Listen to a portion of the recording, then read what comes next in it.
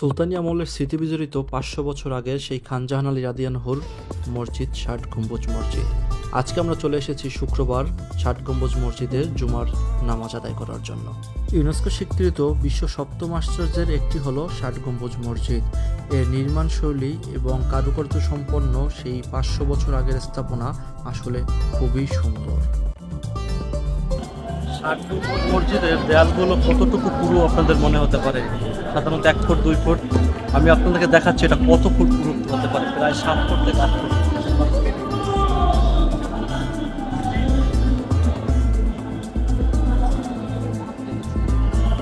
আমি প্রায় ৬ ফুট লম্বা, সেখান থেকে আমি হাতে পাইনি, তার মানে মিনিমাম হলো ৮ ফুট চওড়া আছে। মসজিদটির ভিতরে রয়েছে সুবিশাল ৬০টি পাথরের স্তম্ভ, যা এই মসজিদের সুবিশাল ছাদকে এখনো ৫০০ বছর ধরে দাঁড়িয়ে রাখতে সহযোগিতা করছে।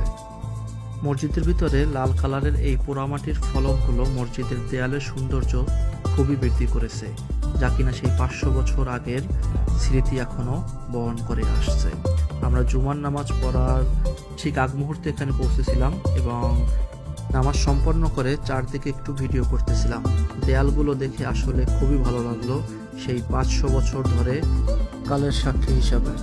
লাল ইট এবং সুরকি মিশ্রিত মসজিদটির দৈর্ঘ্য প্রায় ১৬০ ফিট এবং প্রস্থ ১০৮ ফিট।